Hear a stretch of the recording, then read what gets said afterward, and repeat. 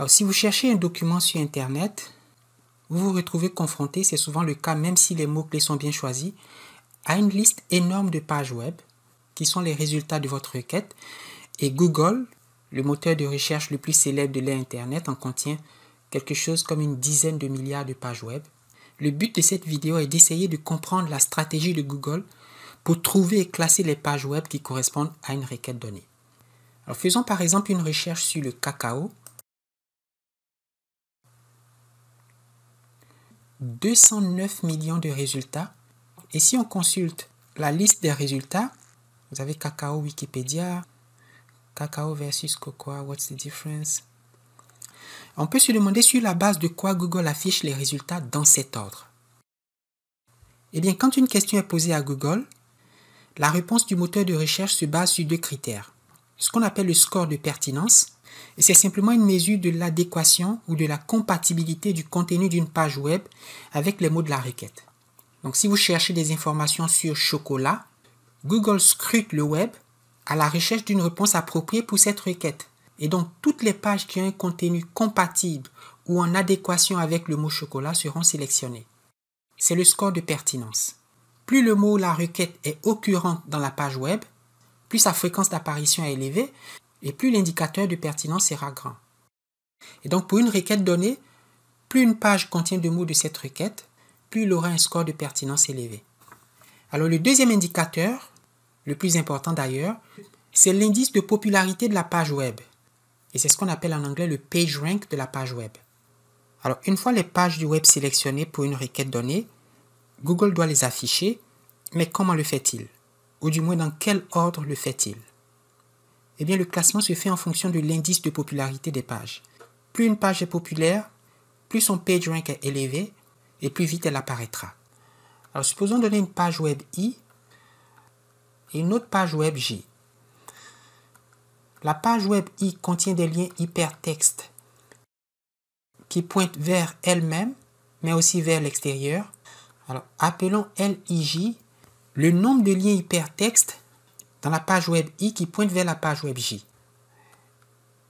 Et je vais noter LI, le nombre total de liens hypertextes qui sortent de la page I. Et notons enfin XI, la cote de popularité, l'indice de popularité, le PageRank de la page web I. Alors, comment visite-t-on une page web? Eh bien, on va supposer, comme l'ont fait les inventeurs de Google, qu'on peut visiter la page web I directement, et c'est-à-dire au moyen d'un clic de souris, ou indirectement, et c'est-à-dire par l'intermédiaire d'une autre page web, disons en passant par la page K, qui contient des liens hypertextes vers la page I. Et si vous imaginez un surfeur aléatoire,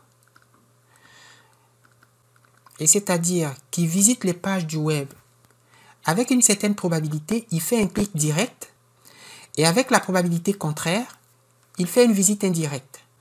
Si on appelle alpha la probabilité de visiter directement la page I, alors 1 moins alpha est la probabilité de visiter la page I par un mode indirect. On va donc définir l'indice de popularité, le PageRank d'une page I, comme le nombre moyen de visites de cette page web selon la méthode de notre surfeur aléatoire. Alors, ce nombre moyen de visites, il se décompose comme le nombre moyen de visites directes plus le nombre moyen de visites indirectes. On a donc le nombre de clics pour atteindre directement la page I multiplié par la probabilité d'une visite directe, c'est alpha, plus un terme qui est le nombre moyen de clics indirects nous ramenant à la page I avec la probabilité 1 moins alpha. Donc ici, j'ai un clic de souris. Ici, j'en ai combien en moyenne? Alors, pour trouver la formule générale, je vais prendre un cas simple.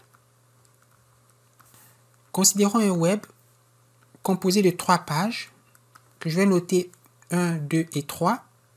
Il y a un lien hypertexte de la page 1 vers la page 3. Il y a un lien hypertexte de la page 3 vers la page 1. La page 2 pointe vers la page 3. Et la page web 1 pointe vers la page 2. voici un web qui est composé de n égale à 3 pages, n'est-ce pas? La formule que nous cherchons, c'est le nombre moyen de clics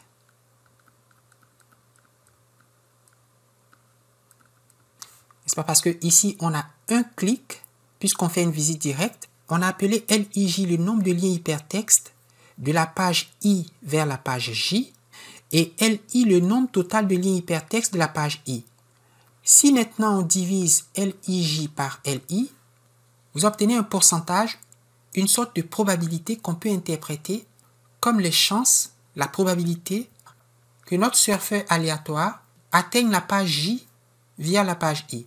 Donc si ce surfeur clique au hasard dans la page I, il y a une probabilité égale à LIJ divisé par LI de tomber sur la page J.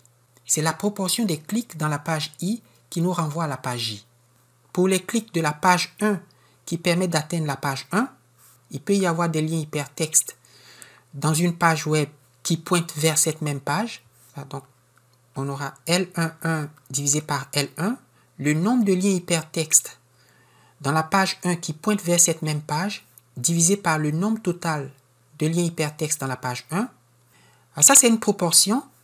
Et nous allons pondérer cette proportion par l'indice de popularité de la page 1, ce qui nous donne un nombre de visites moyennes de la page 1 à partir de la page 1.